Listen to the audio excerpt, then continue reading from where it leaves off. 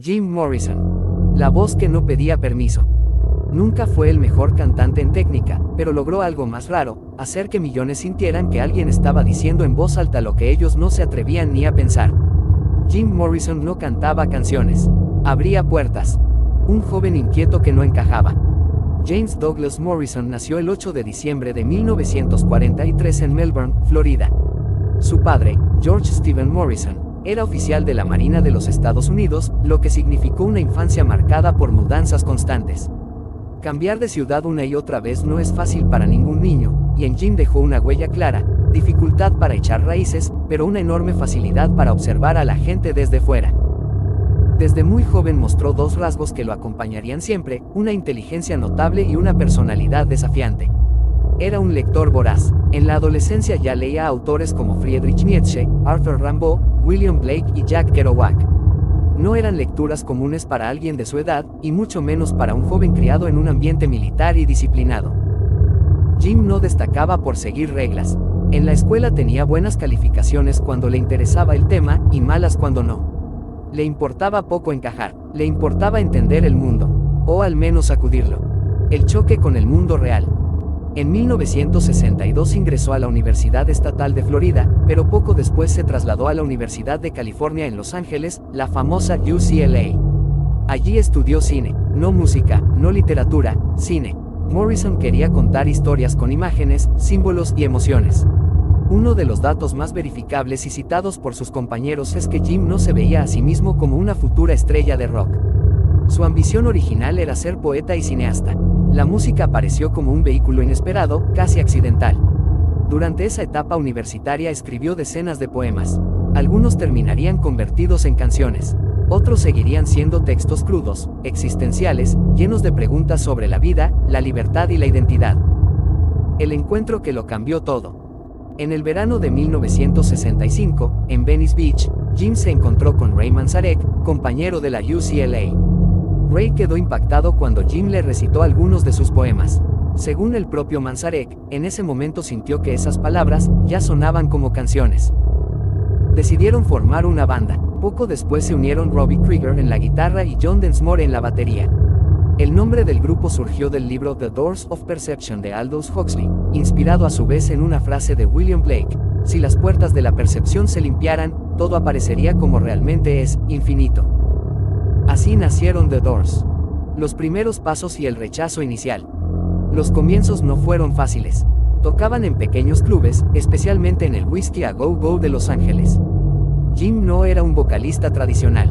No se movía como los cantantes populares del momento. A veces parecía hipnotizado, otras veces desafiante, otras completamente impredecible. Al principio, incluso los dueños de los locales dudaban de él. Pero algo estaba pasando. El público no podía apartar la mirada.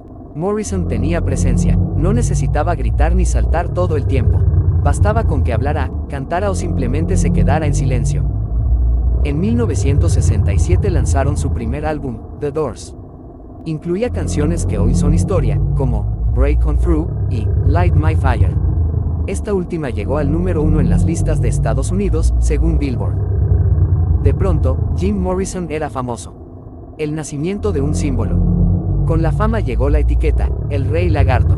Jim la adoptó a medias, jugando con ella, exagerándola. Para muchos, Morrison no solo cantaba, representaba una figura casi mítica. Para otros, era provocador y difícil de entender. Lo cierto es que no buscaba agradar a todos. Sus letras hablaban de libertad, deseo, miedo, muerte y caos interior. No eran canciones hechas para sonar bonitas. Eran canciones hechas para sacudir.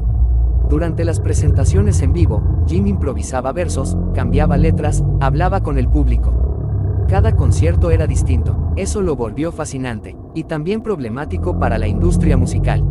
El conflicto con la autoridad. A medida que The Doors crecían, también crecían las tensiones. Morrison tenía una relación complicada con la autoridad, algo que venía desde su infancia militar. En varios conciertos hubo choques con organizadores y fuerzas de seguridad debido a su comportamiento impredecible. Uno de los episodios más conocidos ocurrió en 1969 en Miami, durante un concierto que terminó en controversia pública y consecuencias legales. Este evento marcó un antes y un después en su carrera. Aunque los hechos exactos fueron discutidos durante años, el impacto fue real. cancelaciones, presión mediática y un desgaste emocional evidente. Jim empezó a cansarse del personaje que el público esperaba que fuera. El poeta atrapado en el cuerpo de una estrella. Mientras The Doors seguían lanzando álbumes exitosos como Strange Days, Waiting for the Sun y L.A. Woman, Morrison se sentía cada vez más dividido. Por un lado, la fama. Por otro, su deseo profundo de ser tomado en serio como escritor.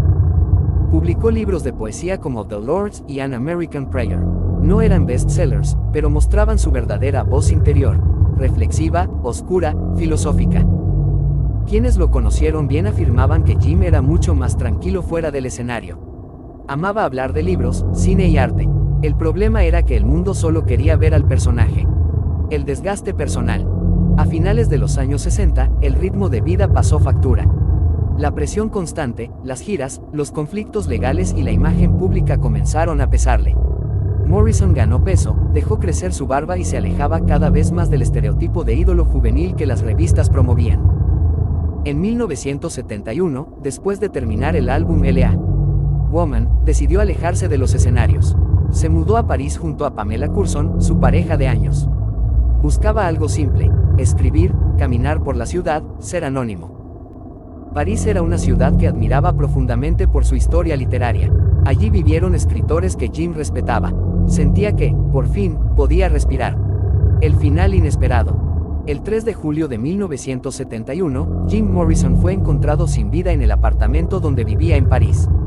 Tenía 27 años. La causa oficial registrada fue un fallo cardíaco. No se realizó una autopsia, ya que no era obligatoria según la ley francesa en ese momento. Su fallecimiento tomó al mundo por sorpresa. Pocos días antes, había estado escribiendo, paseando y planeando nuevos proyectos.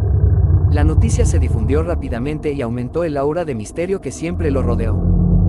Fue enterrado en el cementerio Père Lachaise, donde descansan figuras históricas de la cultura y el arte.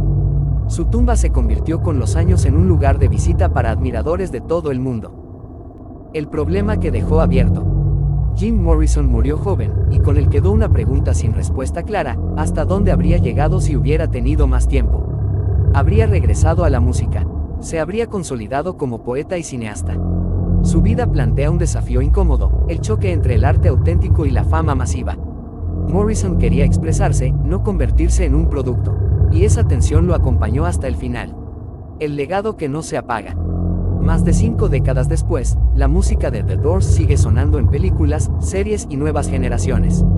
Canciones como Riders on the Storm o People Are Strange siguen siendo relevantes porque hablan de emociones humanas básicas: miedo, deseo, soledad, búsqueda de sentido. Jim Morrison no dejó respuestas claras, dejó preguntas, y tal vez por eso sigue vivo en la cultura popular. No fue un ejemplo de perfección, fue un ejemplo de intensidad. Su voz sigue recordándonos que la libertad no siempre es cómoda, y que mirar hacia adentro puede ser tan peligroso como necesario. Lo que realmente importa. Jim Morrison no fue solo un cantante famoso. Fue un joven curioso, un lector obsesivo, un poeta inconforme y una mente inquieta que nunca se sintió del todo en casa en el mundo que le tocó vivir. Su historia no es la de alguien que lo tuvo todo, sino la de alguien que siempre quiso algo más profundo. Algo que no se compra ni se aplaude fácilmente. Y quizá ahí está su mayor legado.